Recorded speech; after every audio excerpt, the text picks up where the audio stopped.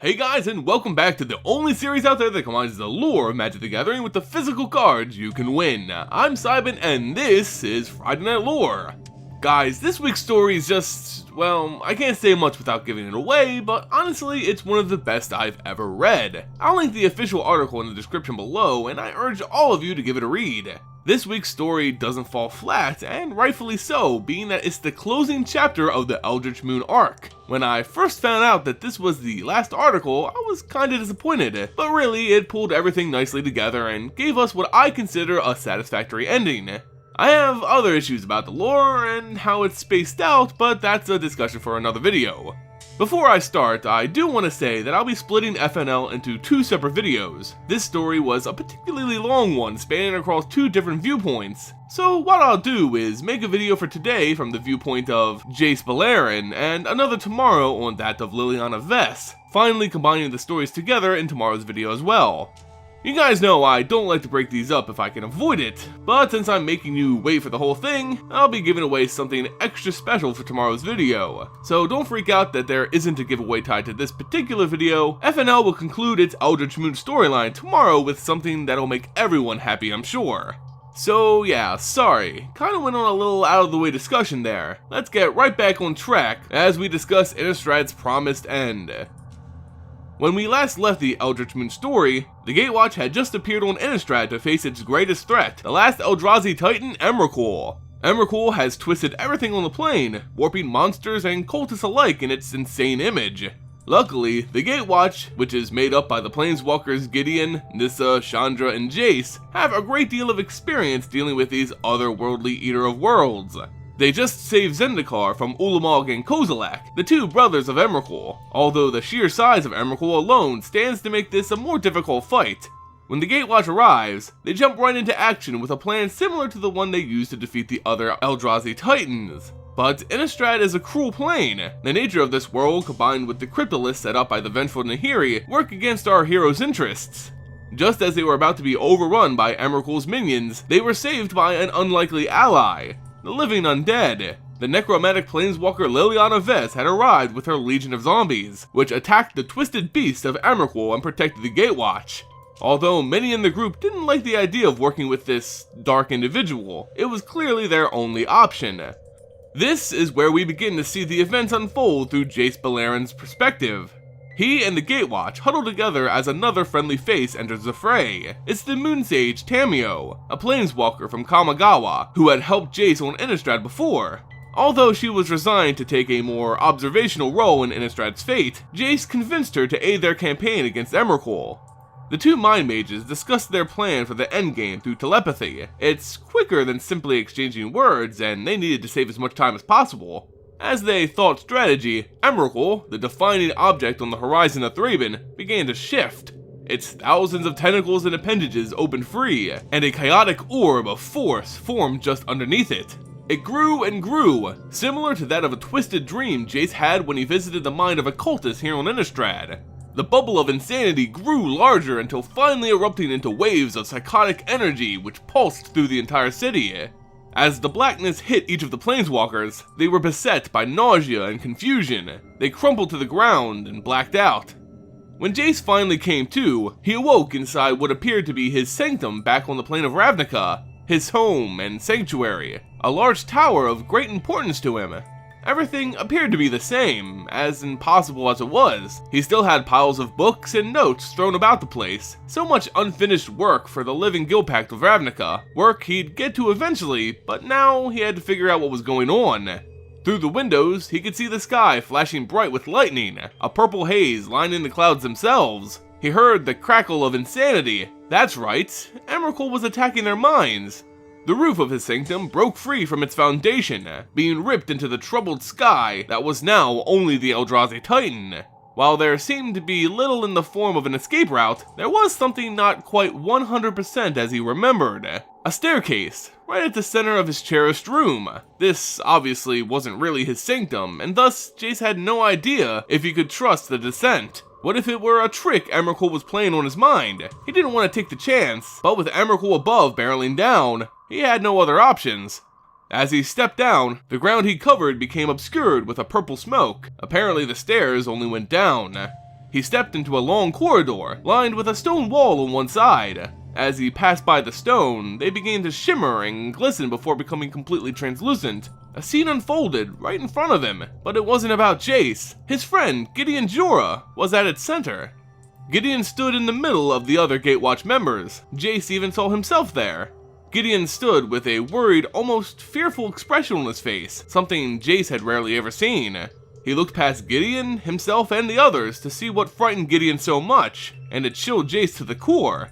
It was a giant, godly figure, made up by the stars themselves. Its non-human face featured towering horns, while it wielded an impossibly long whip. The being talked in a calm yet cold voice, calling out to Kithian Iora, whoever that was, to tell it what he most desired. Gideon was the one to answer back. He must be this Kithian person. He told the god, this Erebos thing, that anything it offers is poison, and will not name anything. Yet Erebos rebutted that this wasn't a choice, that he'd start killing off his friends should he not answer truthfully. Disregarding his own safety, as he tends to do, Gideon finally answered, telling the god that he most desires the protection of others. Erebos screamed out, "Lie!" as his whip cut through the illusion of Jace, turning it to ash. Jace always hated seeing himself die. Answer after answer, Erebos was not satisfied. Everything Jace believed Gideon to stand for seemed to be nothing but lies to this Erebos figure. Lie after lie, his whip took more of Gideon's friends until Gideon himself was all that remained. With tears in his eyes, and the final draw of the whip heading back, Gideon speaks, "I want..." But before another word was uttered, the scene closed and the wall took its typical solid form. The purple smoke pushed ever closer. Jace had to keep moving. As he pushed forward, the power of what he had just witnessed wasn't lost to him. Jace had so many questions. Who was Erebos? What pain was Gideon going through? His ignorance in these things was matched only by his ignorance of this place. Was it a dream? Was it Emrakul? Was he inside Gideon's mind? All he knew was that he needed to keep moving forward. As he did, another wall shimmered and displayed a scene. This time, the Moon Sage Tamio was the only actor involved. She sat in a darkened room with a single candle providing light, poring over book after book, note after note, reading, learning, knowing. It's what Tamio and her people cared for most in their lives. This was Tamio's pleasure. Jace had learned so much about Tamio when they connected their minds in the Chapel of Avacyn. He knew of her deep respect for the pursuit of knowledge. This scene fit her personality well. But as he looked closer, Tamio began to change like so many on Innistrad had in the wake of Emrakul. Her eyes began to bleed, becoming covered in a lattice far too familiar to Jace. Tentacles erupted from every part of her body as more blood pooled in her eyes. Tamio became motionless, her eyes, mouth, and hands frozen in a permanent twisted state. This must be her greatest fear, losing her ability to learn and communicate that knowledge, to share it with others. What was this place? Was Jace in the minds of his friends? He fell to the cold floor, so tired, but the smoke creeped ever closer. He needed to move. Another wall, another scene. This time it was a young girl surrounded what appeared to be guards, wearing ornate bright-colored armor. The red-headed girl was weeping in the corner as the leader of the force paraded the fact that they had killed her parents, and they would soon kill her as well. The anger in the child's face was all too apparent. Jace thought that no one should ever go through this type of pain. The guards explained that there was nothing she could do, but the girl only said that there was always something she could do. She can burn. As fire erupted from her head and hands, the girl's fiery torrent changed her to the woman Jace was familiar with, Chandra. Her fire was so intense that it ignited the guards like paper. Chandra screamed in fury, "I can make you burn! Make all of you burn! Make the whole world burn!" The fire blazed towards Jace, with the wall turning to stone just in time to save him from her destruction. The wall was still hot to the touch. The fury, the pain. Chandra was capable of destroying entire cities. That thought sat on him for a moment before he decided to continue. This place, he was obviously connected somehow to the minds of his friends. He was seeing what they were dreaming. Whether this was orchestrated by Emrakul or not was still unknown, but Jace was actually looking forward to seeing the mind of Liliana Vess. Surely, she'd be among the twisted memories, right? He wanted to ensure that she was still alive. He didn't know why, but he needed to know. With each step, Jace anticipated what he'd see next. Finally, the walls dissipated and Nissa Ravain was seen standing firmly. Rather than the green magic she used so elegantly, she was surrounded in a purple glow. She screamed out in horror as parts of her body grew more parts. Her fingers grew fingers, which then grew even more fingers. The purple haze grew darker. Nissa began to talk nonsense, unintelligible words that meant nothing to Jace. Growth. Growth is the answer. The only answer. But must it win? Of course, sacrifice must be made. Why do they fight it? Blood must be churned thick. Why do they fear life? Why do they fear truth? I can do anything I want, anything at all, remember that. The only thing saving you is, I don't want anything. Nissa froze, staring into the eyes of Jace, but never moving, never saying another word. The wall restored itself, and the elf disappeared. Jace began to fall. How long has he been here? What's happening to his friends? Where's Liliana? The thought of Liliana brought him little comfort. When they last spoke, she had told him that if he died, she'd only be sad for a time, then just get over it. He was like a dog to her. His death would be unfortunate, but not life-changing. That thought stuck with him for a while. He wanted to sleep, but how could Jace sleep at a time like this? He needed to get up, keep moving, keep living. He expected the corridor to produce another scene, one of Liliana Vess, but instead it ended with a door. He opened it to find a formless, colorless room. The only thing he noticed was an angel walking towards him. The angel was huge, much larger than even Avacyn, carrying 2 swords and wearing a hood that covered her face. Around her waist were ribbons which seemed to dance and move on their own. First there were a couple, then hundreds, then thousands. She walked speechlessly towards Jace. The Mind Mage had seen this figure before, a statue on the plane of Zendikar. This was the representation the denizens gave Emrakul when the Titans were merely myths. This was Emiria, the angel of the sky, the false guise of Emrakul. Jace believed this was the Titan herself, coming to end his life, but as she walked, she put her swords away and revealed a book bound by iron bands. Where has he seen it before? In a soft voice, the angel asked if she could take a seat, to which a table and chairs appeared in the room. Jace was shocked. This could be the form of Emrakul in his mind, yet she asks him if she could sit?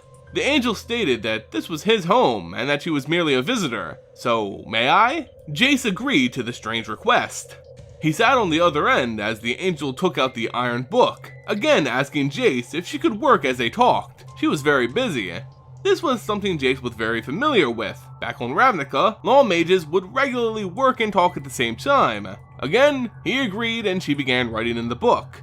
Jace took this opportunity to, talk. He asked the angel question after question. What is this place? Why is she here? Was she Emrakul? But the angel didn't answer. She just kept writing. Finally, she lifted her head and said, "Everything ends, everything dies. Wholeness is always behind us. Time points only one way." It sounded just like the vision of Nissa he saw moments before. It meant nothing to him. More unanswered questions poured from Jace's mouth, but the angel replied only with, "This is all wrong. I am incomplete, unfulfilled. There should be blossoms, not barren resentment. The soil was not receptive. It's not my time. Not yet." The coldness of her words sent chills down Jace's spine. Anger and ignorance finally got the better of the Mind Mage. He screamed and demanded answers, but the angel only asked if he played chess. Taken aback, Jace stunningly replied yes, and a chessboard complete with pieces appeared in front of them. "Would you play with me?" asked the angel. "If you beat me, I'll answer your questions." But what if the angel wins? Jace wondered, and the angel replied, "I'm already winning, Jace Beleren. Let's play." The match began, and the angel made her moves. Jace knew he was quite good, but he had no idea of this being skills. She seemed to make mediocre moves and simple mistakes. Jace saw checkmate in just a few turns. It was way too easy. The game went on, and as predicted, Jace won. Checkmate. The angel agreed. He had bested her, but as Jace looked at the board, the pieces came to life. His pawns drew weapons and slaughtered his queen, then surrounded his king. The real checkmate.